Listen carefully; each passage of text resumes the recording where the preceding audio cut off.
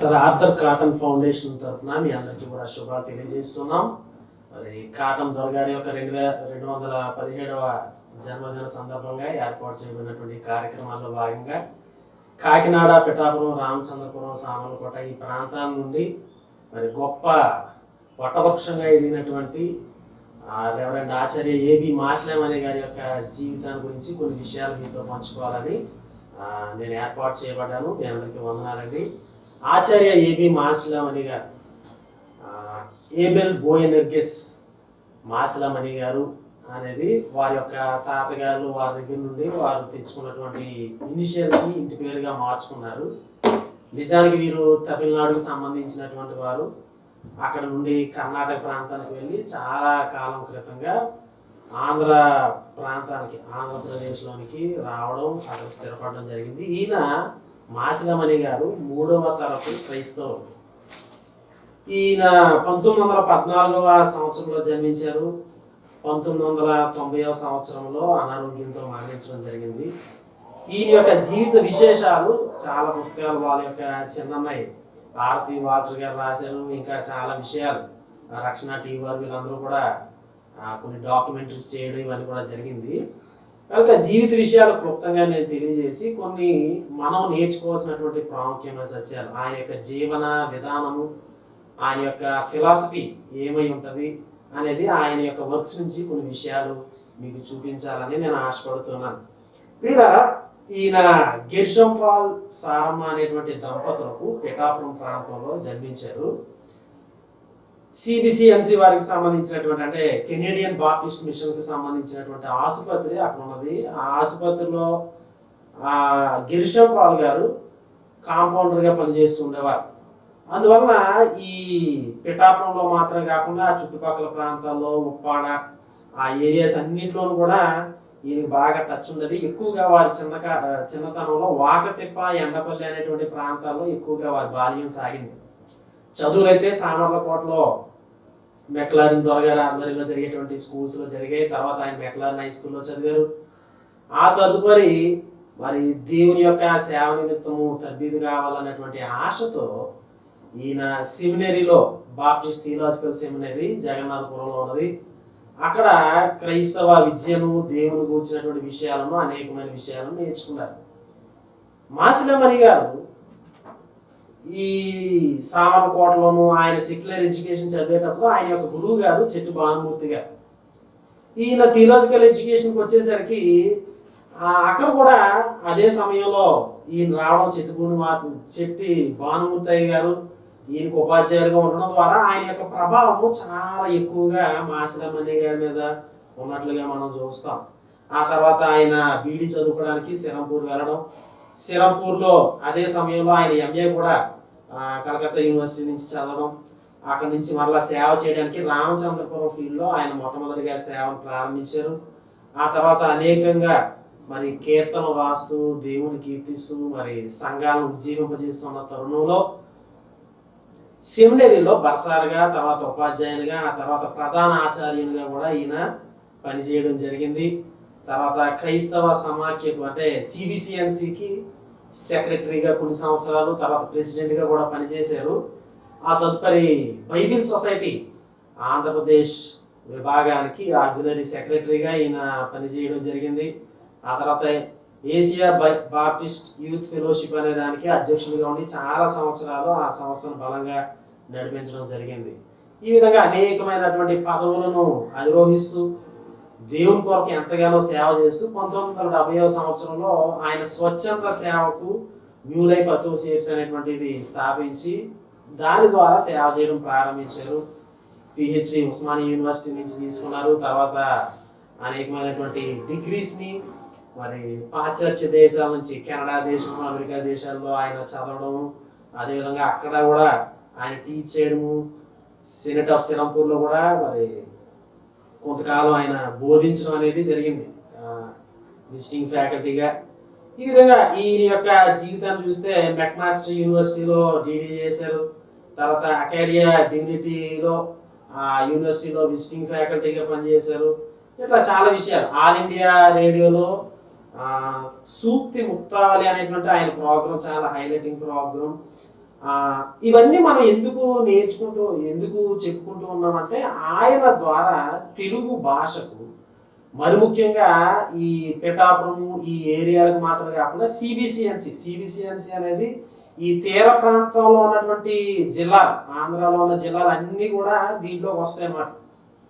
అలాగే ఈ తీర ప్రాంతాలకు ఆయన ద్వారా క్రైస్తవ్యానికి సంబంధించే కానీ మామూలు మిగిలిన వారికే కానీ ఏ విధమైన మేలు జరిగింది అనే విషయాలు మనము కొన్ని చూడాల్సినటువంటి పరిస్థితి ఉన్నది. ఆయన ఇంగ్లీష్ నుంచి తెలుగుకి ఒక డిక్షనరీ మాదిరిలో ఒక పుస్తకాన్ని రాశారు. తర్వాత చాలా ప్రసంగాలు పుస్తకాలుగా వెలువడ్డాయి.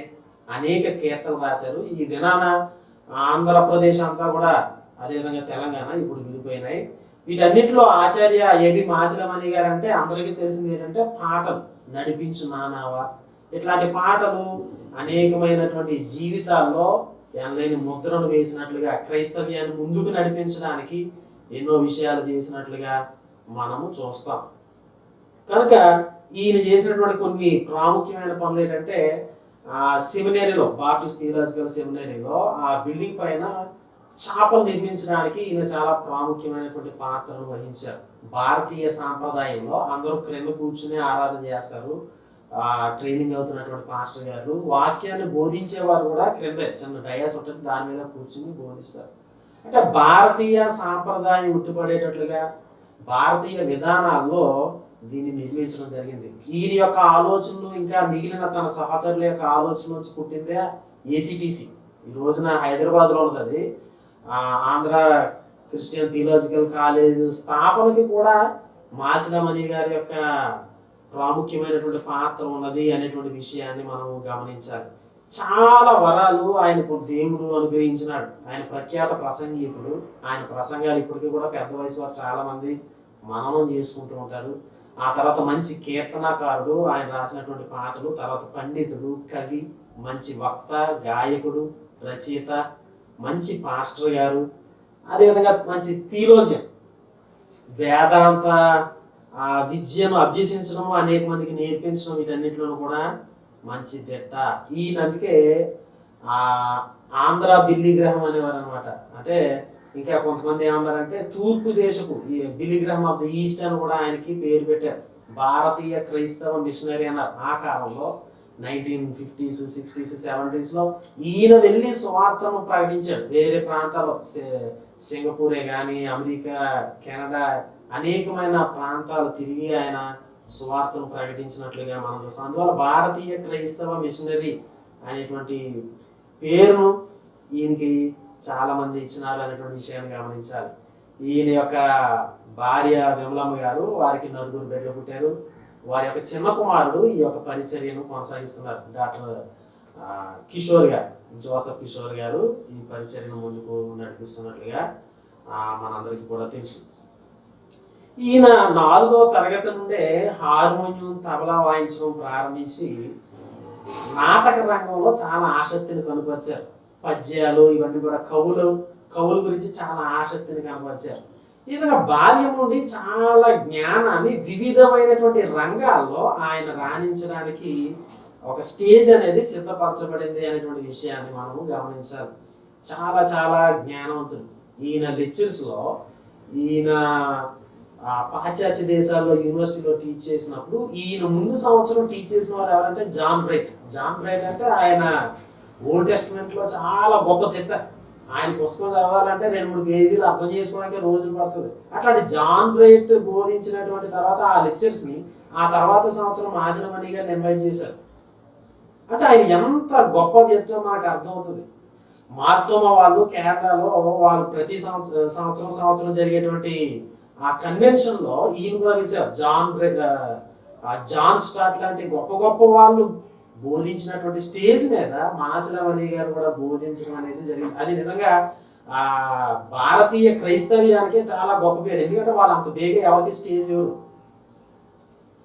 జాన్ స్టార్ట్ ఇట్లాంటి పెద్ద పెద్ద వారి సరసన అయ్యగారు ఆచార్య ఏబి మాసిలమణి గారు బోధించడం అనేది జరిగింది. పేట్రియార్చ్ ముందు క్రిస్టాలజీ, క్రీస్తును కూర్చున్నటువంటి శాస్త్రాన్ని ఆయన బోధించడం చాలా ఆ రోజుల్లో చాలా పేరు ప్రఖ్యాతులు చాలా దూర ప్రాంతాలకు వినిపించబడడం అనేది జరిగింది. ఈయన యొక్క జీవితం మీద యూనివర్సిటీలో, ఆంధ్ర యూనివర్సిటీలో పిహెచ్డీస్, అదేవిధంగా మిషియాలజీ డిపార్ట్మెంట్లో రంజిత్ గారు మొదలైనటువంటి వారు, ఇప్పుడు బాప్టిస్ట్ థియోలాజికల్ సెమినరీ ప్రిన్సిపల్ గారు, ఆయన కూడా ఆచార్య ఏబి మాసిలామణి గారి జీవితంపై కొన్ని థీసిస్ను చేయడం జరిగింది. ఆయన విద్యాభ్యాసాన్ని దాని మీద జరగడం అనేది జరిగింది. ఇక్కడ మనం గమనించాల్సినటువంటి కొన్ని ప్రాముఖ్యమైన సత్యాలు ఏంటంటే, ఈ ఇన్ఫర్మేషన్ అంతా కూడా మనకి వివిధమైన పుస్తకాల ద్వారా, ఇంటర్నెట్ మాధ్యమం ద్వారా మనకు దొరుకుతుంది. కాబట్టి సంవత్సరాలు ఇవన్నీ నేను చెప్పడం లేదు. మనం నేర్చుకోవాల్సిన విషయం ఏంటంటే, మాసిలామణి గారు పూర్తిగా మిషనరీస్ యొక్క పనిలో నుండి వచ్చినటువంటి ఒక ప్రోడక్ట్. కెనేడియన్ బాప్టిస్ట్ మిషన్ వారి ద్వారా తయారైనటువంటి ఒక ఫలం. కానీ ఆయన దేశీయ సంఘ స్థాపనకు ప్రయాసపడ్డాడు. అది ఆశ్చర్యం. భారతీయ క్రైస్తవ సమాజాన్ని నిర్మించాలి అనేటువంటి విధానంలో ఆయన ముందుకు సాగాడు. అదేవిధంగా సిబిసిఎన్సి యొక్క ముద్దుబిడ్డ అంటే బాప్టిస్ట్, కెనేడియన్ బాప్టిస్ట్ మిషన్ వారికి సంబంధించినటువంటి దానిలో చాలా గొప్ప వ్యక్తి, ప్రెసిడెంట్గా, సెక్రటరీగా పనిచేసినటువంటి వ్యక్తి. కానీ ఆయన అన్ని మత శాఖలతోటి, ఇంక్లూడింగ్ క్యాథలిక్స్తో కూడా కలిసి పనిచేశారు. ఎక్యుమెనిజం అనేది ఆయన హృదయాల్లో, నరనరాల్లో కూడా జీర్ణించిపోయినటువంటి ఒక ప్రాముఖ్యమైనటువంటి విషయం. ఆయన కీర్తనలోనే కానీ, ఆయన ప్రసంగాల్లోనే కానీ, ఆయన వాడబడినటువంటి విధానాన్ని మనం చూస్తే ఆయన ఎక్యుమెనిజం అనేది అన్ని మత శాఖలతోనూ, క్రైస్తవ మత శాఖలతోనూ కలిసి పనిచేసినటువంటి వ్యక్తి. కాబట్టే ఈ ఎక్యుమెనికల్ మూవ్మెంట్ లో నుంచి వచ్చినటువంటిదే ఈ Andhra Christian theological seminary college అనేది. ఆ సత్యాన్ని ఎప్పుడు కూడా మర్చిపోవాలి. కాబట్టి మిషనరీ ప్రోడక్ట్, కానీ ఆయన మిషనరీస్ ఎప్పుడు తలంచుకుంటూనే అట్ ది సేమ్ టైం భారతీయత కొరకు, భారతీయ విధానాలతో కూడినటువంటి క్రైస్తవ్యం కొరకు ఆయన పాటుపడ్డాడు. అంత మాత్రం కాదు, కానీ ఈయన సిబిసిఎన్సికి ముద్దు పెట్టే బాప్టిస్ట్ వాడే, కానీ బాప్టిస్ట్ని ఎప్పుడు వదలలేదు. స్వచ్ఛంద సేవకులుగా వెళ్ళిన తర్వాత కూడా ఆయన పుట్టి పెరిగినటువంటి ప్రాంతాల్లో ఎప్పుడు కూడా విరివిగా స్వార్థను ప్రకటించడానికి ఆంధ్ర బాప్టిస్ట్ సెంటినరీ సంఘం పిఠాపురంలోనే కానీ, ఉప్పాడ ప్రాంతాల్లోనే కానీ, సామలకోట ప్రాంతాల్లో ఎప్పుడు కూడా వాక్యం చెప్పడానికి ఆయన స్వచ్ఛంద సేవకు వచ్చిన తర్వాత కూడా వస్తూ ఉండేవారు అనేటువంటి సత్యం అందరికీ కూడా జగమెరిగినటువంటి సత్యం అది. కానీ అట్ ది సేమ్ టైం ఆయన అన్ని మత శాఖలతో కలిసి పనిచేశారు. ఆయన చాలా సువార్థీకరణకు చాలా ప్రాముఖ్యమైన పాత్రను ఇచ్చారు ఆయన జీవితంలో. కానీ అట్ ది సేమ్ టైం ఆయన ఇంటర్ఫెయిత్ డైలాగ్లో కూడా చాలా కష్టపడ్డారు. అంటే పూజారులతో, ఇమాములతో కలిసి స్టేజ్ని పంచుకుని ఆ క్రైస్తవ్యాన్ని గూర్చి ఆర్గ్యూ చేసినటువంటి గొప్ప వ్యక్తి. సో ఇంటర్ఫెయిత్ డైలాగ్ విషయంలో ఆయన ఇది చేశారు. ఆయన చాలా జ్ఞాని, చాలా వేదాంతి. కానీ అట్ ది సేమ్ టైం ఆయన యొక్క టార్గెటెడ్ ఆడియన్స్ ఎప్పుడు కూడా సాధారణమైన విశ్వాసం, సాధారణమైన పాస్టర్ గారు, సాధారణమైన వ్యక్తులకు ఆయన బోధిస్తూ ఉండేవారు. ఆయన పాటలు కూడా చాలా సాధారణ క్రైస్తవులను ఉద్దేశించి రాసినటువంటి పాటలు. ఆయన చాలా గొప్ప బైబిల్ టీచర్, కానీ ఆయన ప్రసంగికుడిగా పేరు తెచ్చుకున్నారు. సాధారణంగా ఈ బైబిల్ కాలేజీల్లో పనిచేసేవారు మంచి ప్రసంగికులు కాలేరు, కానీ ఈయన బైబిల్ టీచర్ కానీ మంచి ప్రసంగికుడిగా, ఆయన మంచి ప్రసంగికుడే. కానీ అందరూ గుర్తుపెట్టుకున్నది దేని ద్వారా అంటే ఆయన యొక్క సువార్త కీర్తన ద్వారా. ఎన్నో కీర్తనలు ఆయన రచించినట్లుగా మనం చూస్తాం. కనుక ఆచార్య ఏబి మాసిలామణి గారి యొక్క జీవన శైలి గురించి అర్థం చేసుకోవడానికి ఇప్పుడు నేను చెప్పినటువంటి ఈ ఈ ఈ 5 విషయాలు మనకి అర్థమవుతాయి అన్నమాట. ఆయన మిషనరీ ప్రోడక్ట్, కానీ అట్ ది సేమ్ టైం ఆయన యొక్క జీవన విధానం చాలా డిఫరెంట్. ఆయన సిబిసిఎన్సికి సంబంధించిన వాడు, కానీ ఆయన కలిసిమెలిసి అందరినీ కలుపుకుని పోయినటువంటి వ్యక్తి. ఆయన సువార్త సేవకు చాలా పెద్దపీట వేశాడు, కానీ ఇంటర్ఫెయిత్ డైలాగ్ విషయంలో చాలా యాక్టివ్గా పనిచేసినటువంటి వ్యక్తి. చాలా జ్ఞాని, కానీ సాధారణ క్రైస్తవులకు అర్థమయ్యే రీతిలో క్రిందకి దిగి వచ్చినటువంటి ఆయన బైబిల్ టీచర్, కానీ ప్రసంగికుడిగా పేరు తెచ్చుకున్నాడు. మంచి ప్రసంగికుడిగా పేరు తెచ్చుకున్నాడు, కానీ అంతకంటే ఎక్కువగా ఒక కీర్తనాకారుడిగా చిరస్మరణీయుడైనాడు అనేటువంటి సత్యాన్ని గమనించాలి. కనుక ఎట్లాగా ఈయన జీవన విధానాన్ని మనం మరింత క్లోజ్గా చూడగలం అనేది నేను మీకు చూపించాలని ఆశపడుతున్నాను. ప్రియులారా, చాలాసార్లు ఆచార్య ఏబి మాసిలామణి గారి గురించి బైబిల్ కాలేజెస్లో కానీ జ్ఞానానికి సంబంధించిన విషయాల్లో ఆయన భక్తి థియాలజీకి సంబంధించిన, భక్తి ట్రెడిషన్కి సంబంధించినటువంటి వ్యక్తి అనేది ఎక్కువగా చెప్తారు. ఆర్ఆర్ సుందర్బాబు గారు కానీ, లేకపోతే మిగిలిన కే రంజిత్ కుమార్ గారు, ఇంకా మిగిలిన వారు అందరూ కూడా వారి యొక్క ఎడ్యుకేషనల్ క్వాలిఫికేషన్స్తో మనకి అర్థమయ్యే రీతిలో తెలియజేసినారంటే భక్తి ట్రెడిషన్కి సంబంధించిన వారు. పురుషోత్తమ చౌదరి గారు, పొరపాటు జగన్నాథం గారు, ఇట్లాంటి వీళ్ళ చెట్టు భానుమూర్తి గారు, వీళ్ళందరూ ఏ విధంగా కీర్తన ద్వారా ఆ రోజుల్లో క్రైస్తవ్యాన్ని ముందుకు నడిపించినప్పుడు ఎక్కువగా భక్తి ట్రెడిషన్ అంటే దేవునికి భక్తునికి ఉన్నటువంటి ఆ క్లోజ్ రిలేషన్, ఆ ప్రేమ మమకారం, వీటిని హైలైట్ చేస్తూ ఎమోషనల్ ఎప్పీల్తో ఉండేటువంటి విధానంలో వారి యొక్క పాటలు, వారి యొక్క పనులు ఉన్నప్పుడు అది భక్తి ట్రెడిషన్లో వెళ్ళడం అనేది అని తెలియజేస్తూ ఉంటారు. అయితే ఈ భక్తి ట్రెడిషన్ మీద చాలా ఆర్టికల్స్ ఉన్నాయి, చాలా థీసిస్లు చేశారు. కానీ నేను భక్తి ట్రెడిషన్ మాత్రమే కాకుండా మరికొంచెంగా ఆయన ఇంటలెక్చువల్ ట్రెడిషన్ వరకు తెలియజేయాలని ఆశపడుతున్నాను. ఈ ఏరియాలో పెద్ద ఎక్కువగా మామూలు సాధారణ మాటలో తెలియజేస్తుంటారు. టీవీ షోస్లో కానీ, డాక్యుమెంటరీస్లో కానీ, వివిధ రచనల్లో మాచినమణి గారి గురించి చెప్పినప్పుడు ఆయన ఇంత ఇంత ఇంత అని ఆయన ఎంత సరళమైన భాషలో ప్రజలకి దగ్గరగా ఉన్నాడో ఆయన గురించి ఎవరైనా తెలియజేసినప్పుడు అంత క్లిష్టమైన భాషతోటి తెలియజేస్తూ ఉంటారు. ఆయన అపరాధ కోవిదుడు ఇట్లా ఇట్లా ఇలాంటి మంచి మంచి పదాలు వాడితే ఏమవుతుందంటే మాచినమణి గారి కంటే ఈ పదాలు ఏంటి మనకు అర్థం కావు. ఆయన ఏమిటి అనేది ఆయన భక్తి ట్రెడిషన్లో చాలా గొప్ప వర్క్స్ చేశారు. కానీ ఆ వెనుక చాలా ఇంటలెక్చువల్ వేస్ అనేవి ఉన్నాయి అనేటువంటి సత్యాన్ని ఈ ఆర్థర్ కాటన్ ఫౌండేషన్ తరఫున తెలియజేస్తున్నటువంటి ఈ వీడియో ద్వారా నేను తెలియజేస్తాను అనమాట. ఉదాహరణకు ఆయన ప్రసంగాన్ని మనం చూసినాం అనుకోండి, చాలా జ్ఞానం అనేది మనకి కనిపిస్తుంది. ఫలించిన అంజూరపు చెట్టు అనేటువంటి ప్రసంగంలో ఆయన జీవన సాఫల్యం గురించి మాట్లాడుతూ అంజూరపు చెట్టు ఫలించలేదు ఇట్లా ఇట్లా మాట్లాడుతూ చాలా ఊహాత్మకత భావుకతతో ఆయన చాలా విషయాలు మాట్లాడాడు. కానీ అందరూ ఏమనుకుంటారంటే ఆయన ఊహాత్మకత చాలా గొప్పది ఇట్లా ఇట్లా అనుకుంటారు ఆయన తెలిసిన వారు. కానీ ఆయన చాలా లాజిక్ వాడతాడు ప్రసంగాల్లో. ఆ ప్రసంగంలో ఉదాహరణకు ఆయన అన్నాడు, అంజూర వృక్షాన్ని పళ్ళ కోసమే పెంచుతావు కానీ కర్ర కోసం ఎవరు పెంచరు, టేకు చెట్టును కర్ర కోసమే పెంచుతావు కానీ కాయల కోసం కాదు కదా అని ఒక ప్రశ్న. ఆయన ఎప్పుడైనా కదా అని అడిగాడంటే అది చాలా పెద్ద లాజిక్ ఉందని అర్థం. కనుక ఆయన ప్రసంగంలో ఒక మేజర్ షిఫ్ట్ అనేది జరుగుతుంది. అట్లా జరిగినప్పుడు ఆ లాజిక్ వలన ప్రజలకు ఇబ్బంది కలగకుండా ఏం చేస్తారంటే ఒక మంచి ఇమేజరీని ఒక అలంకార ప్రాయంలో ఏదో ఒక ఉదాహరణ తీసుకొస్తాడు. ఏమన్నాడు, టేకు చెట్టుని మనం కర్ర కోసం పెంచుతాం అంతే తప్ప ఫలాల కోసం పెంచం. అట్లాగే అంజూరపు చెట్టుని ఫలాల కోసం పెంచుతాం తప్ప అంజూరపు కర్ర కోసం ఎవరు కూడా పెంచరు.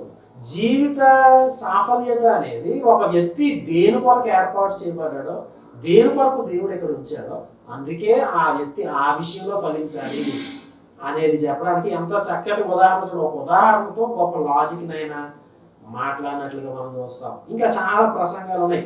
ఆయన భాష కూడా ప్రసంగాల్లో యేసు ప్రభువుకు మనం స్వాధీనం అవుదాం రండి అట్లా క్లోజ్ చేశారు. ఆయన మాట్లాడేటప్పుడు ప్రజలందరూ కూడా పూర్వీకులు చాలా మందితో మాట్లాడినప్పుడు వారు తెలియజేసింది ఏంటంటే అలా ఇక ఏ డిస్టర్బెన్స్ లేకుండా అట్లాగా ఆయన చూస్తూ ఉండేవారట. ఆయన చాలా ఎత్తైన మనిషి, స్ఫురద్రూపి.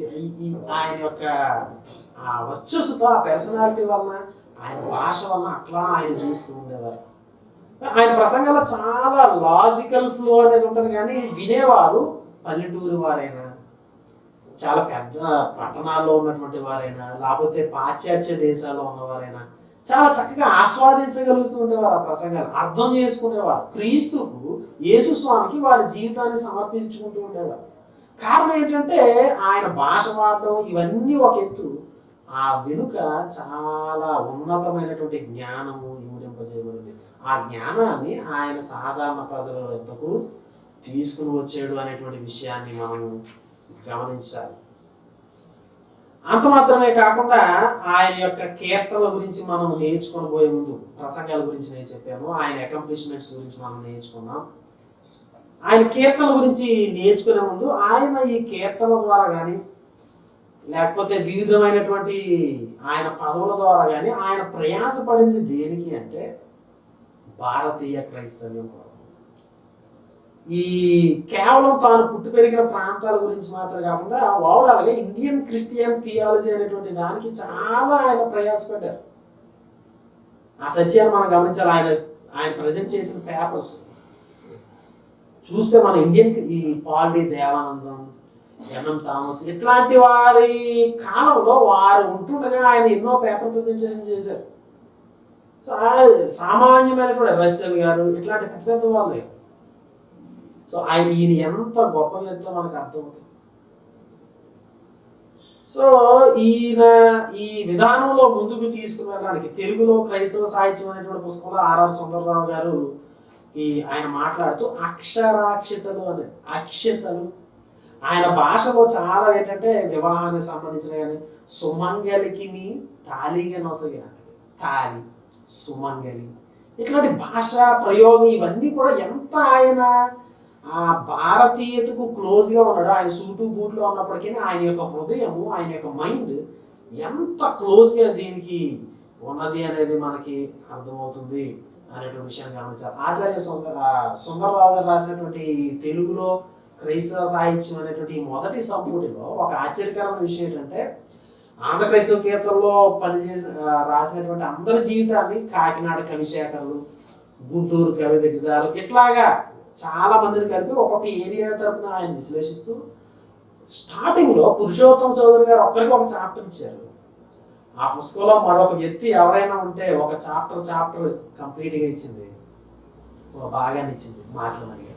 అంటే ఇది ఎంత గొప్పవాడో ఆ ఒక్క ఉదాహరణ ద్వారా మనకు తెలిసిపోతుంది. పురుషోత్తమ చౌదరి గారికి ఒక చాప్టర్ ఇచ్చారు, ఆచార్య ఏపీ మాసిలమణి గారికి ఆయన బ్రతుకుంటుండగానే రాసినటువంటి పుస్తకం. అప్పుడే ఆయనకు ఒక చాప్టర్ ఇచ్చారు. మిగిలిన వాళ్ళందరూ కూడా ప్రాంతాల వారిగా విశాఖపట్నం వారు, గుంటూరు వారు, కాకినాడ వారు ఇట్లాగా డివైడ్ చేసుకుంటూ వచ్చారు. అంటే ఎంత ప్రాముఖ్యమైనటువంటి వ్యక్తో మనం ఇక్కడ చూడగలం. మనందరికీ తెలిసినటువంటి విధానము ఆయన ఏ విధంగా కీర్తనాకారుడు, ఎలాంటి పాటలు రాశారు, దీని గురించి కొన్ని విషయాలు నేను మాట్లాడతాను. వీళ్ళ అమ్మగారు సారమ్మ అన్నారు, ఆయన రాసిన పుస్తకంలో సారమ్మ గారు అన్నారు. ఆమె మంచి టీచర్ గారు. ఆమె చిన్ని చిన్ని భక్తి గేయాలు రాస్తూ ఎక్కువ తేటగీతి పద్యాలు రాస్తూ ఉండారు. సో ఆ రోజుల్లో ఎక్కువ మంది తేటగీతిలో పద్యాలు అర్థం చేసుకోవడం, పాడడం అనేది ఒక ప్రసిద్ధికి ఎక్కింది. మంచి మంచి సూర్యగణాలు, సూర్యుడు ఒక రెండు సురరాజులు ఇద్దరు గణకర ద్వయము తేటగీతి అంటాం కదండి. ఆ గణాలు సూర్యగణాలు, చంద్రగణాలు చాలా చక్కటి మోతాదులు ఈమె నేర్పించడం వల్ల ఈయనకి ఆ ఇన్ఫ్లుయెన్స్ పడింది. అదేవిధంగా ఈ చెట్టు భానుమూర్తి గారి యొక్క ప్రభావం చాలా ఎక్కువ ఉంది. సెమినరీలో ఆయన ఈ బ్లాక్ బోర్డ్ మీద మాసిలమణి గారి హ్యాండ్ రైటింగ్ బాగా ఉండడం వల్ల ఆయనతో ఆ పాట రాయించి ఆ పాటలు నేర్పించేవారట. అందువల్ల ఈయన యొక్క జీవితం పైన చెట్టి భానుమూర్తి గారి యొక్క ఆ కవిత్వం, ఆ పాటల రచన, క్రైస్తవ్యం కొరకైనటువంటి ఆ హృదయం తాపత్రయం అనేది ఈయన హృదయం మీద పడింది. వాళ్ళ అమ్మగారి యొక్క ఇది పడింది. అంత మాత్రమే కాదు కానీ చాలా మంది దీన్ని లోపలికి రీసెర్చ్ చేయలేదు. కానీ ఈయన పుట్టి పెరిగింది ఇవన్నీ కూడా పిఠాపురం, సామర్లకోట, కాకినాడ, ఉప్పాడ, వాకతిప్ప ఈ ఏరియాస్. ఆ రోజుల్లో ఈయన మీద ఖచ్చితంగా ప్రభావం చూపించింది ఎవరు అంటే దేవులపల్లి వెంకటకృష్ణ శాస్త్రి గారు, ఇంకా మిగిలిన అనేక మంది కవిశేఖరులు పిఠాపురం రాజు దగ్గర ఉంటూ ఉండేవారు. ఎందుకు ఇది చెప్తున్నానంటే మాసిలమణి గారి యొక్క ప్రసంగాల్లోనే కానీ పాటలోనే కానీ భావుకత అనేది ఉట్టిపడుతుంది, భావకవిత్వం. సో దేవులపల్లి వెంకట కృష్ణ శాస్త్రి గారు వీళ్ళందరూ కూడా ఈ భావకవులు. వారి యొక్క ప్రభావం ఖచ్చితంగా పడుతుంది. అదొక ఏరియా, ఇంకా స్టడీ చేయాల్సినటువంటి ఏరియా. కానీ ఇట్లాగా ఈ కీర్తనలన్న, నాటకాలన్న పిఠాపురం వారికి చాలా ప్రీతి. ఆ ప్రీతి అనేది ఈయన మీద ఏ విధమైనటువంటి ప్రభావాన్ని చూపింది అనేది మనం చూడగలం. చాలా తెలివైనటువంటి వ్యక్తి. లాజిక్ వాడతారు కానీ ఎవరికి తెలియదు లాజిక్ వాడుతున్నారని.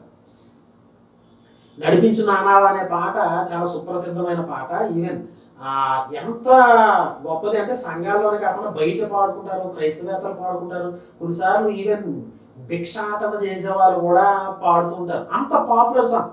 దాని గురించి దాస్బాబు గారు రెవరెండ్ డాక్టర్ దాస్బాబు గారు మాట్లాడుతూ అన్నటువంటి విషయం ఏంటంటే ఈ కీర్తనలో 100 పదాల్లో 75 పదాలు సంస్కృత పదాలు, కానీ అది సంస్కృతం అని ఎవరికి తెలియదు. అది తెలుగు అన్నట్లుగానే చాలా చక్కగా పాడగలము, చాలా మనం భావించగలము, అర్థం చేసుకోగలం. కానీ ఎందుకంటే అందులో 75 పదాలు సంస్కృత పదాలు. అంటే మనకి తెలియకుండానే ఎంతో జ్ఞానాన్ని ఆయన హృదయం, ఆయన మైండ్లో ఉన్న జ్ఞానాన్ని మన హృదయాల వరకు తీసుకురావడంలో ఈయన ఎంత దిట్ట అనేది మనకు అర్థమవుతుంది.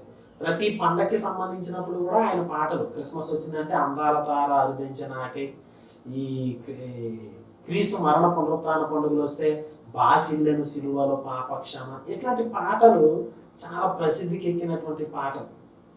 వివిధ అంశాల మీద ఆయన రాసినటువంటి పాటలు చాలా చాలా ప్రాముఖ్యమైనవి అనేటువంటి సత్యాన్ని గమనించాలి.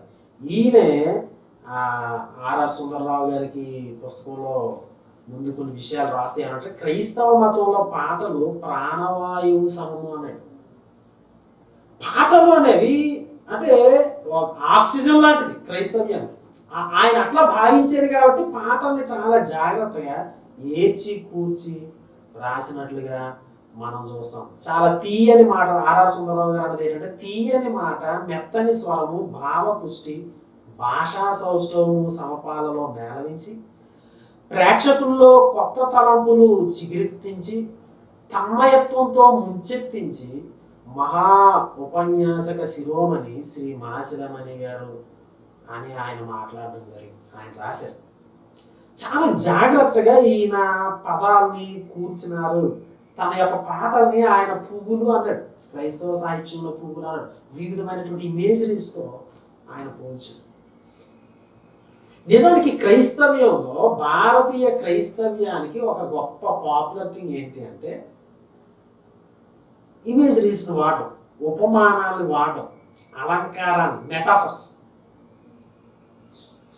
భారతీయ క్రైస్తవ్యంలో చాలా పేరెన్నిక కలిగినటువంటి వ్యక్తి ఎవరు అంటే సాధు సుందర్ సింగ్ గారు. సాధు సుందర్ సింగ్ గారి యొక్క ప్రసంగాలు, సేవ ఇవన్నీ కూడా ఈ మెటాఫర్స్తో ఉంటాయి. అన్ని ఉదాహరణలతో పోలుస్తారు.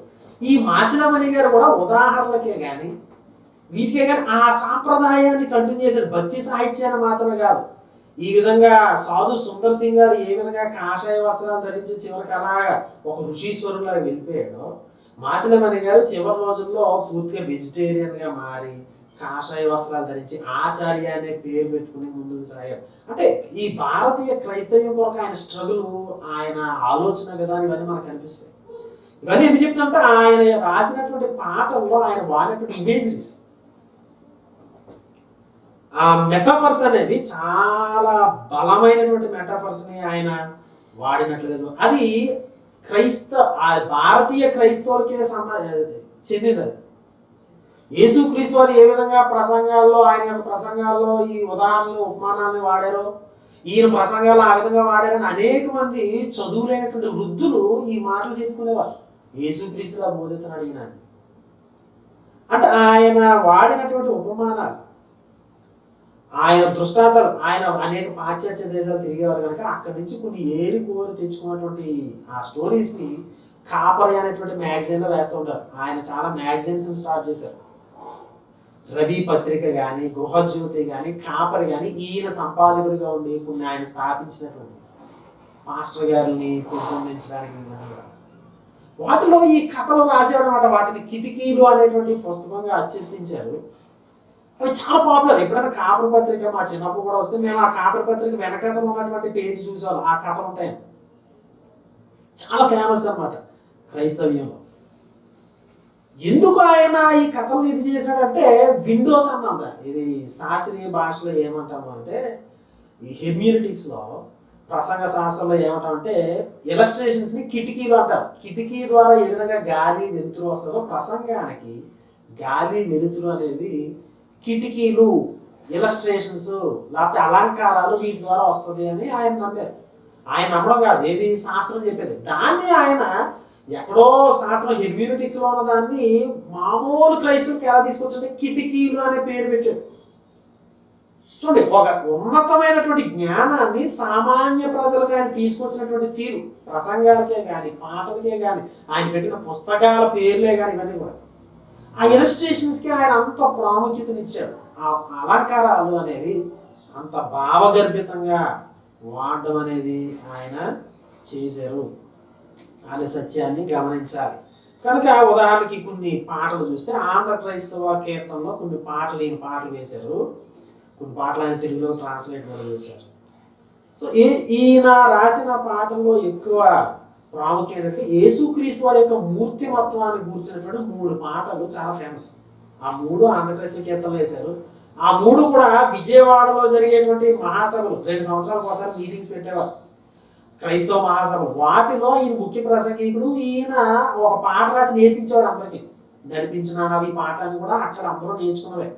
ఆ మీటింగ్స్ అయిపోయాక 3 రోజుల తర్వాత, కొన్ని రోజుల తర్వాత వాళ్ళ ఇంటికి వెళ్ళిపోయేటప్పుడు ఈ పాటలు పాడుకుంటూ వెళ్ళేవారు. యేసుక్రీస్తు వారి యొక్క మూర్తిమత్వాన్ని, ఆయన యొక్క పర్సనాలిటీని వర్ణించేటువంటి ఈ కీర్తన 3 కూడా ఆంధ్రప్రదేశ్ కీర్తన ఉన్నది ఆ సభల్లో వేసిందే. ఉదాహరణకి 96వ కీర్తన దేవుని నీతి ప్రతాపం భూయేసుని శిల్వ పతాకం అనేటువంటి పాట యేసుక్రీస్తు వారు, యేసుక్రీస్తు దైవసుతుడు, యేసుక్రీస్తు మనుజసుతుడు, యేసుక్రీస్తు దేవుడు అని ఆయన రాస్తూ వచ్చాడు. చాలా వేదాంతపరమైన భాష అది, కానీ సామాన్య ప్రజలకు అర్థమయ్యేటట్లు తీసుకొచ్చాడు. యేసుక్రీస్తు దేవుడు, దైవసుతుడు, మనుజసుతుడు, యేసుక్రీస్తు దేవుడు. చూడండి లాజిక్. ఆయన దేవుని కుమారుడు, మనుష్య కుమారుడు, కాబట్టి ఆయన దేవుడు. చాలా చక్కగా పొందిగ్గా ఆ పాటలు అంటాడు. సుందరరావు గారు చాలా చక్కగా దాన్ని గ్రహించగలిగారు. అంటాడు, పాపము భయపడు నామం, పాపాత్ముడు కృపగను హోమం, పతితులు వెదకిన ప్రేమ స్వరం. అంటే చాలా చక్కగా పాపం అంటే యేసుక్రీస్తు నామ దగ్గర భయపడిపోద్దట. సో అట్లా చాలా చక్కగా ఆ యేసుక్రీస్తు వారు ఏ విధంగా సృష్టికర్తగా, అదేవిధంగా ఒక విశ్వాసిని రక్షించడంలో పాపికి శరణంగా ఏ విధంగా ఉన్నాడు అనేది ఆ పాటలో. అదేవిధంగా ఆంధ్రప్రదేశ్ కీర్తన 135వ కీర్తనలో రండి సువార్త సునాదముతో అనేటువంటిది 1962వ సంవత్సరంలో ఆ మీటింగ్స్ రాసినటువంటి కీర్తన. ఆ పాటని ఆయన తన యొక్క జ్యేష్ఠ పుత్రికగా భావించాడు. ఆయన పాటల్లో ఇది నా జ్యేష్ఠ పుత్రిక అని చెప్పుకున్నాడు ఎప్పుడు కూడా. చాలా భారతీయ వేదాంత, ఇండియన్ క్రిస్టియన్ థియాలజీ అనేది ఆ పాట రండి సువార్త సునాదముతో రంజిలు సిలువ. ఈ పాట చాలా అద్భుతమైన పాట. ఆ లాస్ట్ చరణం అయితే చాలా అద్భుతంగా ఆయన కంక్లూడ్ చేస్తారనమాట మొత్తం సంఘానికి ఉపయోగకరమైనటువంటి రీతిలో. తర్వాత 3వ కీర్తన 307వ కీర్తన హే ప్రభు యేసు, హే ప్రభు యేసు అనేటువంటి కీర్తన. అది హైలైట్ సాంగ్ యాక్చువల్గా. సంఘాల్లో అది కలిసి పాడుతూ ఉంటే ఆ భావం కానీ, యేసుక్రీస్తు ఎట్లాంటి వాడు, ఆయన చాలా చక్కగా ఏంటంటే 2 విరుద్ధ అలంకారాలను తీసుకుని వచ్చి ఒక భావాన్ని బయటికి సృష్టిస్తాడు. అట్లాంటి చాలా ఆయన ఆ సాంగ్లో ఉపయోగించినట్లుగా మనం చూస్తాం. మలమలమాడిన మానవ హృదయము కలకలలాడే కదా అని, కలుష ఎడారిలో కలువలు పూయుట సిలువ విజయము కదా అని. కలుష ఎడారి ఇసుక తిన్నెలతో నిండి ఉన్నది. పాపము అనేటువంటి ఎడారి, కలుష ఎడారిలో కలువలు పూయుట. కలువ పువ్వులు ఎక్కడ పోస్తాయి? పద్మాలు ఎక్కడ పోస్తాయి అంటే నీటిలో పోస్తాయి. మామూలు చుంపు నీళ్ళు ఉంటే సరిపోదు, చాలా లోతైన నీళ్ళు కావాలి. కానీ కలుష ఎడారిలో కలువలు పూయట అంటే మోర్ దెన్ ఎనఫ్ వాటర్ని ఆయన నింపగలడు. పాపము నిండిన హృదయాన్ని ఆయన ఎంత కలకలలాడిస్తాడు అంటే, మలమలమాడిన హృదయాన్ని ఆయన ఎంత కలకలలాడిస్తాడంటే, ఎంతగా కలకలలాడిస్తాడు. మంచి ఇమేజరీస్ తోటి ఆయన లాజిక్స్ కూడా. ఇది పాపము చేసిన స్త్రీని కానీ పాపుల కోపము మండే కదా అన్నది. ఏదైనా పాపం చేసిన స్త్రీని చూసి పాపులైన వారికే కోపం మండిందంట, కానీ యేసుక్రీస్తు వారు ఆ పాపిని బ్రోచాడు అని చాలా చక్కగా ఈ 3 కీర్తనలు కూడా యేసుక్రీస్తు వారి యొక్క మూర్తిమత్వాన్ని గురించి తెలియజేస్తాయి. చూడండి, ఈ మూర్తిమత్వం యేసుక్రీస్తు వారి గురించి క్రిస్టాలజీ ఆయన కేరళలో చేసినటువంటి ఆ మార్తమ్మ వారి యొక్క కన్వెన్షన్లోనే కాదు, ఇవన్నీ కూడా ఆయన యేసుక్రీస్తు వారిని ఎంతగా ప్రేమించాడు, ఈ భక్తి భావం అనేది యేసుక్రీస్తు వారి యొక్క ఆయన పాదాల దగ్గర ఆయన యొక్క ఆరాధన ఏ విధంగా సాగింది అనేది ఈ కీర్తనలో మనం చూస్తాం. తర్వాత రెండవదిగా 278వ కీర్తనలో ప్రభురాత్రి సంస్కారాన్ని గురించి రాసినటువంటి పాట చాలా ఫేమస్. ఇది జీవాహారమరము చిరజీవాన్నము ఇచ్చి జీవితాక్షుడ తీర్చు. ఈ చిరజీవాన్నము అన్నాడు, అన్నం. ఏది చిరజీవ అన్నం. ఈ అన్నం దేనికి అంటే ఏ ఆకలి తీర్చడానికంటే జీవన పదములో చీకటి పొడువేళ అంటే మన మరణానికి సమీపించిన తర్వాత, మన యొక్క జీవితంలో సాయంకాలం అయిన తర్వాత, చనిపోయే సమయంలో పరలోకపు జీవం గురించినటువంటి ఆశను రేకెత్తించేటువంటి బలం కొరకు ఈ చిరజీవనం కావాలని చాలా మంచి పదజాలంతో ఇది యేసుక్రీస్తు వారి అర్థాన్ని గురించి మాట్లాడుతూ అన్నాడు. ఈ రుధిరపానము చేత రుణభారములు తీరి రుచియించు నా బ్రతుకు. జీవితానికి అర్థాన్ని ఇస్తుందట ఈ ప్రభువు వల్ల. ఈ విధంగా చాలా చక్కగా ప్రతి ఒక్కరు పాడుకునేటువంటి పాట. ఆ తర్వాత ఈయన యేసుక్రీస్తు వారి జీవితాన్ని గురించి పాటలు రాశారు, నవరాత్రి సంస్కారం గురించి రాశారు. తర్వాత ప్రార్థన అనే అంశం మీద చాలా కీర్తనలు రాశారు. చాలా ఫేమస్ కీర్తన ఏంటంటే కరుణాపీఠము చేరరే. ఇది ఒక చాలా ప్రత్యేకమైనటువంటి కీర్తన. భక్తి సాహిత్యంలో ఒక మొకటు. ఇది కరుణాపీఠము చేరరే. ఇది చూడండి 378వ కీర్తనలో ఆయన వాడినటువంటి ఆ పదాలు చాలా చక్కగా ఈ భక్తి సాహిత్యాన్ని చూపిస్తాయి. అన్నాడు దేవుని కృప చరణస్థలిని చేరాలి. ఆయన పాదాల అదేంటంటే భక్తి సాహిత్యం. చరణస్థలిని చేరాలి. పరలోక జనకుని వరములు లభించి తరుణము ప్రార్థనలో కరములు జోడించి. ఈ పద ప్రయోగాలు, ఆ భావుకత, ఇవన్నీ కూడా భక్తి సాహిత్యానికి సంబంధించిన అనమాట. ఆ విధానంలో ఆయన చక్కగా రాస్తున్నాడు. కరుణాపీఠం చేరాలి. At the same time theology వాడుతున్నాడు. ఎబ్రీ పత్రికలో రాయబడినటువంటి ఆయన యొక్క కృపాసనం వద్దకు ధైర్యంతో మనం వెళ్దాం అనేటువంటి కాన్సెప్ట్ ని ప్రార్థనకి కనెక్ట్ చేసి చాలా ఉన్నతమైనటువంటి థియాలజీని ఒక సాధారణమైనటువంటి క్రైస్తవుడు పాడుకోదగిన రీతిలోనికి క్రిందికి తీసుకుని వచ్చాడు. యాకోబు గురించి, హన్నా గురించి, ఇట్లా వివిధమైనటువంటి ఉదాహరణ పౌలు గారి గురించి ఒక్కొక్క చరణంలో ఒక్కొక్క ఇది చెప్తూ 6 చరణాలను కూడా చాలా అద్భుతమైనటువంటి విధానంలో ప్రార్థన గురించి వివరించినట్లుగా మనము చూస్తాం. తర్వాత 367వ కీర్తనలో దేవా వెంబడించి తిని నా ఉన్నటువంటి చాలా అద్భుతమైన కీర్తన. 349వ కీర్తన ఆయన యొక్క స్వయంగా ఆయన జీవితాన్ని గురించి రాశారు. సంతోషింపరే ప్రియులారా. అందులో పదాల గురించి చెప్పుకుంటా వెళ్తే మనం తన్మయత్వంలోకి వెళ్ళిపోతాం అన్నమాట. చెప్పుకునే సమయం కూడా కాదు. ఆర్ఆర్ సుందరరావు గారు అయితే చాలా పేజీలు దీనికే వేసేసారు. చాలా చక్కటి విధానం.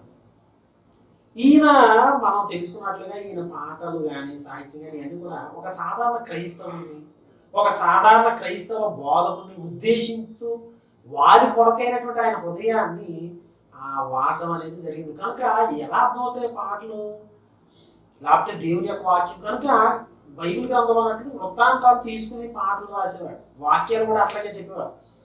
ఉప్పాడ ప్రాంతంకి వచ్చినప్పుడు ఆయన ప్రసంగం చెప్తూ సమరయ స్త్రీ గురించి చెప్పినాడు.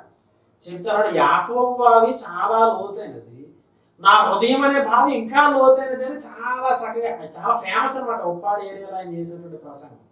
ఆ ప్రసంగాన్ని నిజానికి విజయవాడలో చేసినటువంటి ఆ పాట క్లియర్, ఆయన ప్రసంగాన్ని కూడా ఆ పాటలు వినింపు చేశాడు. ఆ పాట ప్రభు ప్రేమ తొలికేక అనేటువంటి పాటలో సమరయ స్త్రీ వృత్తాంతాన్ని గురించి చక్కగా వివరించాడు. పాపము దాగును నా బావి లోతులు ఎరిగిన వారు అని చాలా చక్కగా. పాపికిని పాపమునకును భేదము చూపిన వారెవరు. ఇట్లా చాలా చక్కగా ప్రభు ప్రేమ తొలికేక అనేటువంటి కీర్తనలో సమరయ స్త్రీ యొక్క జీవితాన్ని, పేతురు యొక్క చేపలు పట్టినప్పుడు యేసుక్రీస్తు వారు అన్నారు లోతుకు నడిపించు అన్నాడు. ఆ థీమ్ మీద ఆయన నడిపించు నానావా అనే పాట ఆయన ప్రతి చరణానికి ఏడుస్తూ ఏడుస్తూ రాసినటువంటి కీర్తన ఒక రోజులో రాసిన. ఇది జి డేవిడ్ అయ్య గారు ఈయనకి అన్ని సపరిచర్యలు చేసుకుంటుండగా రాసినటువంటి కీర్తన. చాలా చక్కటి కీర్తన. నడిపించు నానావా అందరికీ వచ్చినటువంటి కీర్తన. తరువాత శిలువ మీద ఉన్నటువంటి రక్షణ పొందిన దొంగ యొక్క ఆవేదనను, అతని యొక్క జీవితాన్ని ప్రజల హృదయాల్లో ఉంచడానికి ఆయన ప్రభుయేసుని వదనములో నా దేవుడు కనిపించే అనేటువంటి కీర్తన చాలా అమూల్యమైనటువంటి కీర్తన. అందులో ఆయన వాడినటువంటి ఊహాత్మకత, ఇది చెండాడితి బ్రతుకులను అనేసి చాలా చక్కగా ఆ దొంగ ఏ విధమైన పరిస్థితిలో ఉంటాడు అనేది ఊహించి రాసినటువంటి ఆ విధానము ఇప్పుడు మనం మరువులేని అనమాట. ఆ భావంలోకి వెళ్ళిపోతాం, ఆ దొంగ స్థానంలోకి మనం వెళ్ళిపోతాం. సో ఆ విధమైనటువంటి భావుకత్వం రాసినటువంటి కీర్తన అది. తర్వాత స్టెఫన్ గురించి రాస్తూ జీవమొకటము దాల్చినావా స్టెఫన్ సోదర. స్టెఫన్ అనే పదానికి గ్రీక్ భాష అర్థం ఏంటంటే కిరీటం అని. దాన్ని తీసుకుని ఆయన ఆ ప్రసంగాన్ని పాట కింద రాశాడు. సో సాధారణ ప్రజలకు కూడా ఎవరో పాస్టర్ గారికి కూడా తెలియదు ఏది ఈ పదానికి అర్థం ఇది, స్టెఫన్ అంటే అర్థం ఇది అని. కానీ ఆయన కీర్తన ద్వారా సామాన్యమైన క్రైస్తవులకి ఇది అంకినది, దొరికినది అనేటువంటి విషయాలు, మరియను గురించి ధన్య చరితమై పాడత గీతి అనేటువంటి కీర్తన, నక్షత్రాల గురించి అందాల తార అరుదించే నాకే అనేటువంటి కీర్తన, సిలువను గురించి అందరికీ తెలిసినటువంటి కీర్తన బాసిలను సిలువలో పాపక్షమ అనేటువంటి కీర్తన, ఇవన్నీ కూడా. వీటన్నిటికంటే ఉన్నతంగా తగ్గిపోయిన కుమారుడు కథ చాలా మందికి ఇష్టమైనటువంటి కథ. ఆ ఉపమానం మీద యేసుక్రీస్తు వారు చెప్పిన ఉపమానం మీద ఈయన రాసినటువంటి కీర్తన మార్గము చూపుము ఇంటికి నా తండ్రి ఇంటికి అనేటువంటి కీర్తన చాలా ఉన్నతమైన కీర్తన. చాలా ఆయన పరిశుద్ధమైన ఊహ అనేది అక్కడ కనిపిస్తుంది. ఆ లాస్ట్ నుంచి 2వ చరణంలో మాట్లాడుతూ అంటాడు, వాడికి పశ్చాత్తాపం వచ్చిన తర్వాత కొనుక్కునే కాదనుచు గృహమే చెరసాలనుచు కోపించు వెళితి, ఆ కూలివానికనైనా నీ ఇంట పనిచేసి పని చేయడానికి నేను ఇష్టపడుతున్నాను అంటాడు. కాదనకు నా తండ్రి దిక్కెవరము లేరు క్షమించి. ఎంత చక్కటి ఆ హృదయం ద్రవించిపోద్ది అక్కడ. ఏంటంటే కాదనకు నా తండ్రి దిక్కెవరు లేరు. మనల్ని మనం ఆ స్థానంలో ఉంచుకోవడానికి చాలా అద్భుతమైనటువంటి ఆ భావజాతం ముందు అలా సిద్ధపరుస్తూ అక్కడికి వచ్చేసరి కరెక్ట్గా నా జీవిత కథ ఎంత యేసు ప్రేమకు ధరలో సాక్ష్యమై ఉన్నదని చాలా చక్కగా కంక్లూడ్ చేసినటువంటి కీర్తన అది. సో ఇట్లా ఆయన చాలా కీర్తనలు రాశారు. ఈ పాటలన్నీ వివరించుకుంటే చాలా అద్భుతమైనటువంటి విధానం. ఒక మంచి కీర్తన ఏంటంటే ఈయనకి కాపర్ల మీద ఉన్నటువంటి ఆ మక్కువ, ఆయన సంపాదకుడిగా ఉన్నటువంటి మ్యాగజైన్స్, స్థాపించినటువంటి మ్యాగజైన్స్ ఏం కాదు, ఆయన రాసిన పుస్తకాలు, ప్రసంగ తరంగాలు, ఇవన్నీ కూడా ఏంటంటే కిటికీలు, ఇవన్నీ పాస్టర్ గారు. సో ఆయన సిబిసిఎన్సికి ప్రెసిడెంట్గా, సెక్రటరీగా పనిచేసిన, బైబిల్ సొసైటీకి ఆక్సిలరీ సెక్రటరీగా పనిచేసిన, ఇవన్నీ ఏంటంటే సెమినరీలో పనిచేసిన, ఇవన్నీ పాస్టర్ గారిని క్రైస్తవ సేవకులను తయారు చేయలేదు. ఆ విధానంలో ఆయన ఎంత లోతుకి వెళ్ళారంటే మధుర మధుర మధుర సేవ అనేటువంటి కీర్తన రాశారు. అది అందరికీ చాలా ఫేవరెట్ సాంగ్ యాక్చువల్గా. బాధలను వరించు సేవ అనేది, బాధలు పెళ్లి చేసుకుంటాడు అంట సేవకుడు. ఈ బాధలన్నీ భరిస్తూ ఇంకో దిక్కున అంటే మురియు సేవ అన్నాడు. చాలా చక్కగా దైవజనుడ మరువపోయి దైవ పిలుపును పోయి అంటూ ఆ పాటను ముగిస్తారు. చాలా అద్భుతమైన కీర్తన. సో ఈ కీర్తనలన్నీ మనం చూసుకుంటూ వెళ్తే ఇంకా తర్వాత పరిశుద్ధాత్మను గురించి ఒక కీర్తన రాశారు, పరమాత్మ ప్రోక్షణం. చాలా పాటలో పరిశుద్ధాత్మ గురించి ఆయన విరివిగా రాసినట్లుగా మనం చూస్తాం. చాలాసార్లు ఆయన ఇది చేశాడు పరిశుద్ధాత్మ గురించి. కానీ ఈ పరమాత్మ ప్రోక్షణంలో ప్యూర్ బిబ్లికల్ థియాలజీ అంటే బైబిల్లో ఉన్నటువంటి వేదాంతాన్ని నేరుగా ఈ పాటలో ఉంచాడు. తండ్రి కుమారుల బహుమానం అన్నాడు. పరిశుద్ధాత్ముడు తండ్రి కుమారుడు అనుగ్రహించిన బహుమానం డైరెక్ట్గా పెట్టినాడు. తర్వాత ఎండిన లోయలో ఉన్నటువంటి సంఘటన గురించి తెలియజేస్తూ దేవతలను సైనికులుగా మార్చిన పరిశుద్ధాత్ముని ప్రభుదానం అన్నాడు. ఆ తర్వాత ఆంతర్యములో యేసుని రూపము అలవర్చుట దైవాత్మక్రియ. ఈరోజు ఎవరు ఏ పాటలు రాసినా పరిశుద్ధాత్ముడు మన క్రీస్తు స్వరూపంలో మార్చబడడానికి ఇచ్చాడు అని ఎవరు చెప్పలేరు, ఎక్కడ ఉండవు మనకి. కానీ ప్యూర్ బిబ్లికల్ థియాలజీ అనమాట ఇది. ఆంతర్యములో దేవుని రూపాన్ని ఆయన తయారు చేస్తాడు అంటూ సతతము విజ్ఞాపనలు సరిపడి పరిశుద్ధాత్మని బహుమానమని చివరి చరణంలో పరిశుద్ధాత్ముడు మనతో మన కొరకు ప్రార్థన చేస్తున్నాడు. ఈ కాన్సెప్ట్ మర్చిపోతాం. మనం ప్రార్థన చేస్తున్నాం అనుకుంటాం కానీ యేసుక్రీస్తు తండ్రి కుడిపార్శ్వాన ప్రార్థన చేస్తున్నాడు. అంత మాత్రం పరిశుద్ధాత్ముడు మూలుగుతూ ఉన్నాడు మన కొరకు విజ్ఞాపన చేయాలి. మనకి ప్రార్థన చేయడం రాదు కానీ ఆ థియాలజీని ఎంత సునిశ్చితంగా ఎంత జాగ్రత్తగా మనకు అందించాలో ఈయన చక్కగా అందించాడు అనేటువంటి విషయాన్ని మనం గమనించాలి. కరుణారస భరిత యెహోవా అనేటువంటి పాటలో క్రైస్తవ సంఘాన్ని గురించి ప్యూర్గా సంఘం గురించి రాసేయడానికి చాలా చక్కటి కీర్తన. దివ్య వధువు భూమిపై జన్మించాను రుధిరము కార్చాడు అన్నాడు. వధువు కొరకు రుధిరము కార్చాడు యేసుక్రీస్తు వారు. సుమంగలికి నీ వాక్యము తాలిక సదయత మొసగిన నీవే కదా అన్నాడు. ఈ సుమంగలికి తాలి ఎలా కడతాడో భర్త, అలా సంఘానికంటే వాక్యాన్ని ఇచ్చాడట దేవుడు. ఆ ఎఫ్సి పత్రిక 5వ అధ్యాయం ఎంత భావుకతో ఇది చేశాడో చూడండి. ఆయన మేఘాల మీద మన ప్రభు యేసు ఎంత ఫేమస్ సాంగ్ అందులో అంటాడు ఏదండి, కళ్యాణ కాంతులతో జీవలోకపు కరతో వధువు వదనము చేయగా మెరుపు దీపాలై మహిమ రూపాలు, ఆ పదాలు అక్షతలై కురించడం. ఆయన చాలా పాటలు ఈ పదాలు పెట్టాడు, అక్షతలు, వధువు, పెళ్ళి, ఇట్లాంటివి. ఆ పాటలు అయితే అంటాడు క్రైస్తవ సమాధులను ఆ గొప్పతనాన్ని వర్ణిస్తూ అన్నాడు. యేసుక్రీస్తు వారు తిరిగి వచ్చినప్పుడట ఇది మరణ కోటలలోన నిద్రించు ప్రియులంతా మహిమ కాయము నొందుచున్నాడు. మన ప్రియులంట మరణ కోటల్లో పడుకున్నారట, బొజ్జున్నారట. ఆ సమాధులు ఏదో కంపు కొట్టే సమాధులు కాదు, మరణ కోటలు. ఎంత చక్కటి ఇమేజ్గా చూడండి, మరణ కోటలలోన నిద్రించు ప్రియులంతా మహిమ కాయము నొందుచు, మహిమ రూపాలు అని చాలా చక్కగా వర్ణించుకుంటారు. ఈ విధంగా ఈయన పాటలన్నీ మనం చూసినప్పుడు చాలా చాలా ఆలోచన, బిబ్లికల్ థియాలజీ ఆయన యొక్క పాటల్లో మనం చూస్తాం. క్రిస్టాలజీ, నొమటాలజీ, ఎక్లీషియాలజీ, ఈ మూడు మెయిన్.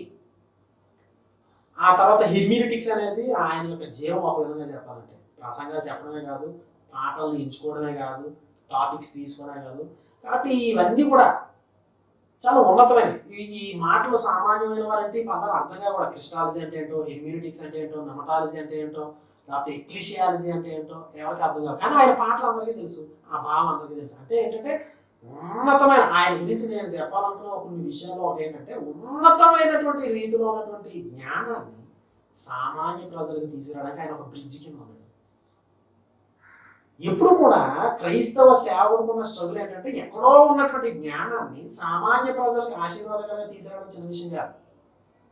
అలా ఎవరో కానివ్వండి, ఇప్పుడు కాటన్ దొర గారు ఉన్నారు, చాలా మంది ఇంజనీర్లు ఉన్నారు ఆ రోజుల్లో, ఉన్నతమైన పేరు ప్రఖ్యాతులు గాంచినారు. కానీ అది ఒక సామాన్యమైన స్ట్రగుల్ అవుతున్నటువంటి ఈ ప్రాంతాల్లో ఉన్నటువంటి వారు వారి యొక్క కన్నీళ్లు తోడడానికి ఆయన వచ్చాడు కనుక ఈ రోజున ఏమైంది, ఒక సామాన్య ప్రజలు జ్ఞాపకం పెట్టుకునే రీతిలో ఒక ఆంగ్ల దొరగారి యొక్క విగ్రహాన్ని కట్టించుకుని ఎవరు పెట్టుకుంటారు? ఆంగ్లేయులు వెళ్ళిపోవాలి అని చెప్పేటువంటి మనము ఒక ఆంగ్లేయుడితో ఎందుకు ఆ రూపాన్ని ఎందుకు ఉంచుకుంటాం? ఉన్నతమైన జ్ఞానాన్ని సామాన్యుడి దగ్గర తీసుకుని రావాలి. ఎక్కడో పండితుడి యొక్క బుర్రలో ఉన్నటువంటి దాన్ని సామాన్యుడు కూడా రుచి చూడగలిగేటట్లు తీసుకురావాలి.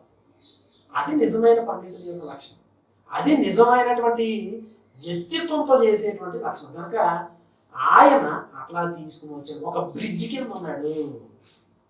ఉన్నతమైన దానికి సామాన్య ప్రజలకు బ్రిడ్జ్ కింద ఉన్నాడు.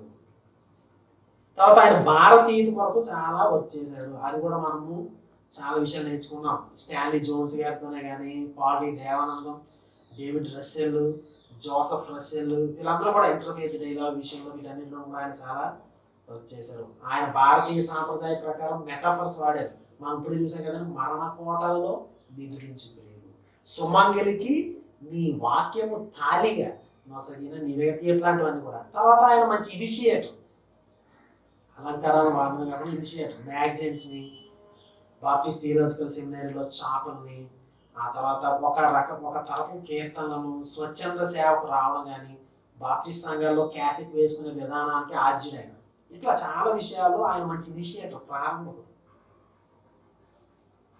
ఈ ఈ బ్రిడ్జ్ అనేటువంటి కాన్సెప్ట్ అంటే ఉన్నతమైన జ్ఞానాన్ని మామూలుగా తీసుకురావడం, తర్వాత ప్రారంభంగా ఈ రెండు విషయాల గురించి ఒక విషయం చెప్పాలి కలిపి.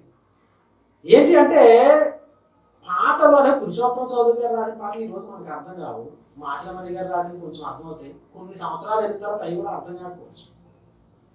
ఎందుకంటే భాష అనేది పరిణామం చెందుతూ ఉన్నది. గురజాడ అప్పారావు మంత్రి గారు ఇట్లాంటి వాళ్ళందరూ కూడా వాళ్ళు ఆధునిక మామూలు వాడుక భాష కోసం ఎట్లాగా పోరాడారో, అదేవిధంగా తెలుగు సాహిత్యంలో కూడా శ్రీశ్రీ లాంటి వారి యొక్క కవిత్వాలు అవి ఎక్కడో ఉన్నటువంటి ఏమంటే చంపకమాల, ఉత్పలమాల ఇట్లాంటి పద్యాలన్నీ అవి ప్రక్కన పెట్టి ఏం చేసినాడు ఆయన, పోతే పోని పోతే పోని వస్తే రాని ఇట్లాంటి అవి ఏమీ లేవనుకుంటాం కానీ ఒక భావాన్ని సృష్టించడం. సో అట్లా సులభతరమైన భాషలో ప్రజల యొక్క హృదయాలను, ప్రజల యొక్క మైండ్స్ని టార్గెట్ చేయడంలో ఈయన తన యొక్క సమకాలికులతో కలిసి వర్క్ చేసినటువంటి వ్యక్తి. సో గమనించాలి, పురుషోత్తం చౌదరి గారి కాలంలో వారికి అది సెట్ అయింది, మాసిలమణి గారి కాలంలో వారికి అది సెట్ అయింది. ఆయన చాలా తరాల ముందు వరకు కూడా ఇచ్చేసారు. ఇప్పుడు ఏమైంది, ఇప్పుడు అంతా కూడా ప్రజలు తెలుగు కూడా మాట్లాడారు, ఇంగ్లీష్ తెలుగు కలిపేసి. కానీ ఇప్పుడు వారికి ఇప్పుడు అర్థం కావాలంటే మళ్ళీ ఇప్పుడు మనం వీళ్ళ దగ్గర నుంచి ఇన్స్పిరేషన్ తీసుకోవాలి. వాళ్ళు ఏ విధంగా వాళ్ళ తరాల లెవెల్కి తీసుకుని వచ్చారో, ఎక్కడో ఉన్నటువంటి జ్ఞానాన్ని, ఎక్కడో ఉన్నటువంటి భావాన్ని, ఎక్కడో ఉన్నటువంటి థియాలజీని ప్రజల భాషలోకి ఏ విధంగా తీసుకుని వచ్చారో, ఆధునిక సేవకుడే కానీ, ఆధునిక క్రైస్తవుడే కానీ ఈ సువార్తను ప్రజలు ఏ లెవెల్లో ఉన్నారో ఆ లెవెల్కి తీసుకురావాలి. మన భాషతో, మన క్రైస్తవ లాంగ్వేజ్ని మామూలు క్రైస్తవేతల దగ్గర వాడతారంటే పోదు. ఈయన చాలా చక్కగా తీసుకుని వచ్చాడు. ఈ భాష, భావం ఇవన్నీ కూడా మనం గమనిస్తే ఈజీగా అర్థమవుతుంది. ఆయన చాలా సామాన్యమైనటువంటి, ఇది క్రైస్తవ కోటల్లో జీవిస్తున్నటువంటి, సుఖంగా జీవిస్తున్నటువంటి భాషను ఒక సామాన్యమైన మామూలు డౌన్ టు ఎర్త్ లెవెల్కి తీసుకుని వచ్చినటువంటి ఘనత ఈయనకి దక్కింది. మనం కూడా ఆ విధంగా ఇది చేయాలి. ఆయన ఎంతో ఫారిన్ కంట్రీస్ వెళ్ళాడు, హైదరాబాద్ ఇంకా పెద్ద వాళ్ళతో జీవించాడు. కానీ అట్ ది సేమ్ టైం ఈ ఎండపల్లి, ఉప్పాడ ఈ ఏరియాలో ముసలి అందరూ కూడా ఆయన జ్ఞాపకం చేసుకుంటారు. ఆయన ఎప్పుడు వచ్చినా అక్కడికి వెళ్తూ ఉంటాడు. ఎప్పుడు ఆ కనెక్షన్స్ ఎప్పుడు మర్చిపోలేదు ఆయన. అంటే ఆ కనెక్టివిటీ అనేది ఆయన ఎప్పుడు కూడా వదులుకోలేదు. పేదలు, ధనవంతులు, విద్యావంతులు, అదేవిధంగా పామరులు, ఇట్లా ఈ అన్నిట్ల మధ్య కూడా ఆయన వర్క్ చేయగలిగాడు. అది ఆయన గురించి. అదేవిధంగా పెద్ద పెద్ద జ్ఞానవంతుల్ని ఆయన అలరారించాడు. ఒక సామాన్యమైన చంటిపేటలో కూడా ఆయన చెప్పేటువంటి కథల కొరకు, భాష కొరకు ఎదురు చూస్తూ ఉండేవారు. ఎంతో బైబిల్ గ్రంథంలో ఉన్నతమైనటువంటి థియాలజీని మామూలు భాషలోనికి తీసుకుని వచ్చాడు. థియాలజీని ఈజీ చేసేసాడు. క్రిస్టాలజీని, ఎక్లిషియాలజీని ఎస్పెషల్లీ చాలా డౌన్ టు ఎర్త్ తీసుకుని వచ్చాడు. ఆయన గురించి ఇంకొక విషయం ఏంటంటే, ఆయన కేరళ వెళ్ళినా, జబల్పూర్ వెళ్ళినా, లేకపోతే విదేశాలకు వెళ్ళినా అక్కడ ఏదో నేర్చుకునేవాడు. వాళ్ళు పాడిన పాటలో భావం తీసుకొచ్చి ఇక్కడ వాడారు. నడిపించిన ఈయన సొంత రాగం కాదు. జబల్పూర్ ప్రాంతంలో వేరే వాళ్ళు అసలు హిందీ పాట యొక్క రాగం ఆయన రాశాడు. ఈ సుమార్చన అనేటువంటి పుస్తకంలో, ఆయన రాసిన పుస్తకంలో ఆయన పాటల కోసం రాసినటువంటి భావం. అదేవిధంగా మార్తోమ వారి యొక్క కన్వెన్షన్స్కి వెళ్ళినప్పుడు అక్కడ రాగం తీసి చాలా బాగా నచ్చి ఆ రాగం మీద సింగపూర్ వెళ్ళినప్పుడు అక్కడ వాళ్ళు పాడినటువంటి పాట రాగం తీసుకుని వచ్చి ఒక పాట. అట్లాగా ఆయన ఎక్కడికి వెళ్ళినా మైండ్ బిజీగా ఉంటుంది, ఏదో ఒకటి తీసుకుని వచ్చాడు. ఆయన వాళ్ళకి ఇవ్వడం మాత్రమే కాకుండా ఆయన కూడా స్వీకరించి దాన్ని ఇక్కడ ఎంతో ఉన్నతమైన లెవెల్కి తీసుకుని వచ్చాడు. ఆయనకి దేవుడు అనుగ్రహించిన గిఫ్ట్స్, ఆయన గొప్పతనము అని మనం అనుకోవచ్చు, కానీ ఆ దేవుడు ఇచ్చిన గిఫ్ట్ అంతే. దాన్ని చాలా చక్కగా వాడాడు. అంత లేకపోతే ఆ ప్రాస, అంచె ప్రాస, ఈ ప్రాసను వాడుతూ ఏదో కిట్టిచ్చినట్టు ఉండదు ఆ కవిత్వం అనేది పాటలు. ప్రసంగం కూడా అంతే. కాబట్టి అది గిఫ్ట్, దేవుడు వాడుకున్నాడు ఆయన. చాలా మంది ఏంటంటే మాసిరామణి గారు ఇది సాధించారు, అది సాధించారు, ఇది సాధించారని ఆయన పొగిడినప్పుడు మనం మర్చిపోయిందంటే ఆయన్ని ప్రజలు ఆదరించారు కాబట్టి ఆయన గొప్పవాడు అన్న అవగాహన వస్తుంటుంది. ఆయన్ని ప్రజలు ఆదరించారు కాబట్టి ఆయన గొప్పవాడు కాదు, ఆయన పని నిలిచి ఉంది. ఇంకా దేవుడు ఆయన పని వాడుకున్నాడు. అది మనకు అర్థమవుతాం. ఆయన చూడని వారు, ఆయన ఎరుగని తరం వారు కూడా ఆయన యొక్క వర్క్స్ వల్ల బెనిఫిట్ పొందుతున్నారు. అన్ని రకాల వారికి, పల్లెటూరు ప్రజలకి, ఎస్పెషల్లీ ఆయన దళితులకి చేసిన సేవ, దళితుల కొరకు రాసినటువంటి పాటలు సామాన్యమైన పాటలు కాదు. ఆ రోజుల్లో దళితులు చాలా శ్రమ పడుతూ ఉన్నప్పుడు, వారు క్రీస్తు నమ్మినప్పుడు మండపేట బాప్టిస్ట్ సంఘంలో ఆయన ప్రసంగం చేయడానికి వెళ్ళినప్పుడు కేపీ ఇస్రాయేల్ గారు పాట రాయమంటే ఆయన వారి గొప్ప పాట రాశారు. దేవా వెంబడించి తిని నా జీవితేశ్వరణ, ఆ పాట. సో అట్లాగా ఆయన సామాన్య క్రైస్తవులని, ఉన్నతమైనటువంటి సంఘ కాపరులను, సేవకులు అందరినీ తయారు చేసుకుంటూ వచ్చారు. బైబిల్ సొసైటీ ఈ విధంగా అన్ని రకాల డినామినేషన్స్ని సాధారణంగా ఆహ్వానించి వారితో కలిసి పనిచేసి ఏసీటీసీ లాంటి సంస్థలు స్థాపించడం కూడా, ఇవన్నీ మనం చూసినప్పుడు ఏంటంటే మనం కూడా యాక్టివ్గా స్ట్రగుల్ అవ్వాలి. ఆయన భాష ఉట్టినే రాలేదు. ఆయన రెగ్యులర్గా న్యూస్ పేపర్, తెలుగు పేపర్లో చదువుతూ ఉండేవాడు. హిందూ అనేటువంటి పత్రిక చదువుతున్నాడు. ఆయన ఆర్టికల్స్ నేను చదివిన అనుకుని కాలేజెస్కి పబ్లిష్ చేసి చాలా హై లెవెల్ లాంగ్వేజ్ ఇంగ్లీష్లో.